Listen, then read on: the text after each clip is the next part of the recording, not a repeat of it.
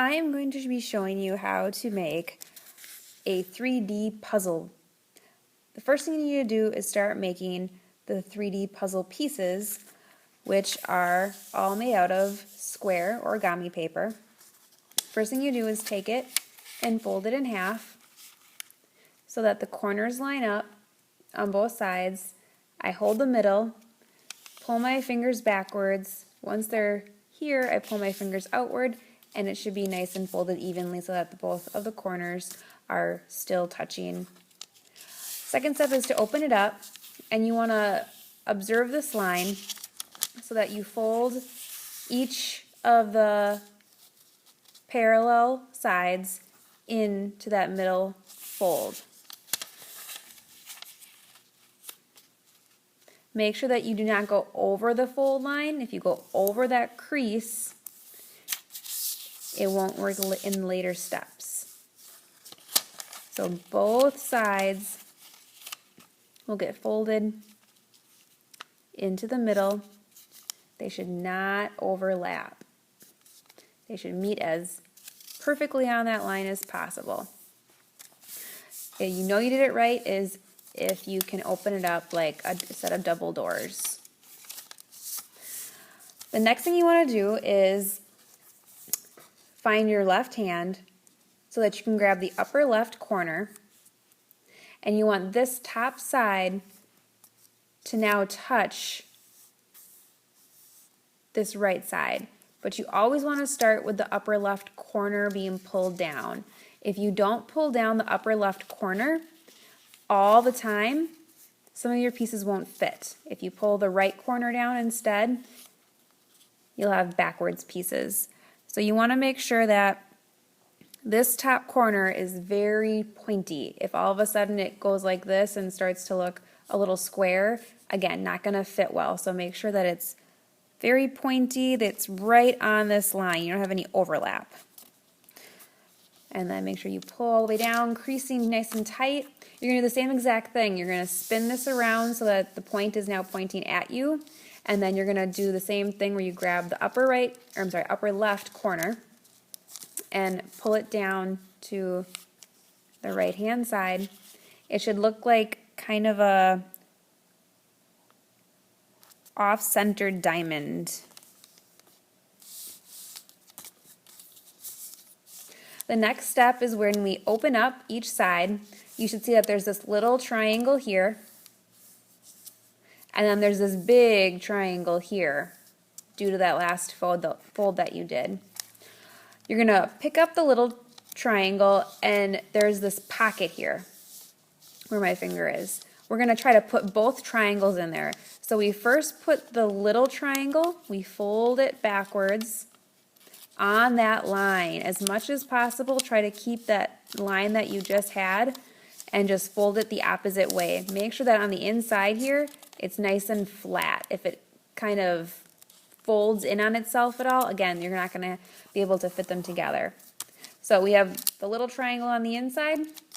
Now I'm going to get this big triangle here on the inside. So we're going to take and pull this up a little bit more. I'm going to get my finger in the corner to make some room, and I'm going to push this big triangle inside, making sure that, again, this is going to lie flat. We don't want any folded, crumpled paper inside. We're going to flip it over so that the other side is pointing to ourselves again, and then do the same thing with the top part. Open this up, little triangle, big triangle, little triangle gets folded behind so that it fits inside the pocket. Making sure you fold it on that edge that already exists, nice and flat. I get my finger back there to make sure.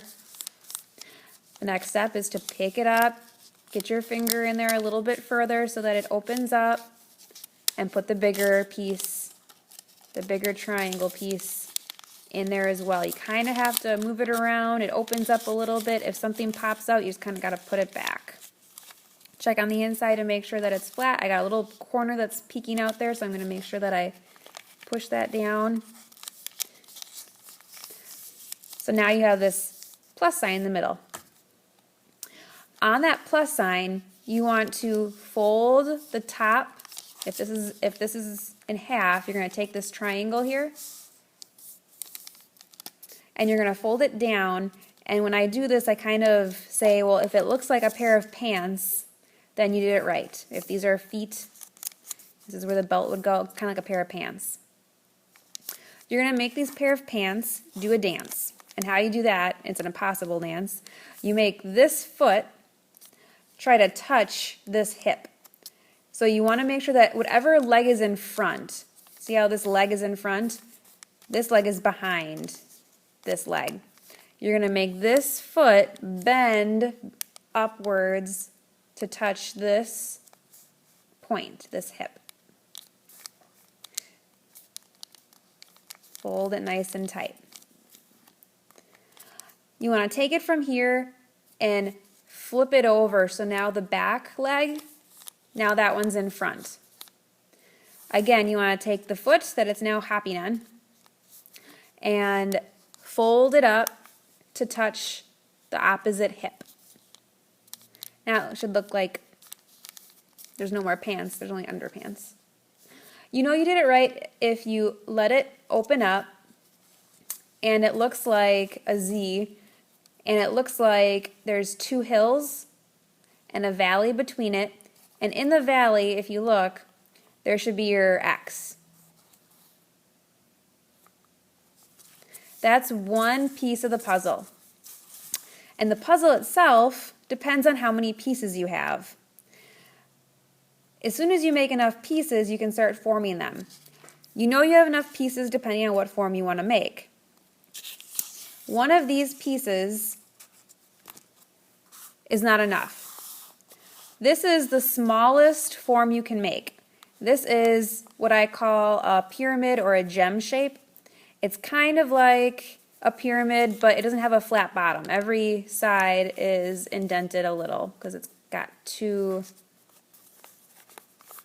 faces. This takes 3. You need at least 3 of these to make one gem shape, which isn't too bad. It goes pretty quickly. If you want to make this cube, a box, you need to have 6 of these pieces. Again, 6 does not take that long. The cube takes a little bit longer to make, but most people find the cube more interesting than the gem. The next step up is this pointy ball shape. This takes 12 of these pieces to make. Let me show you how you can construct these in the next video.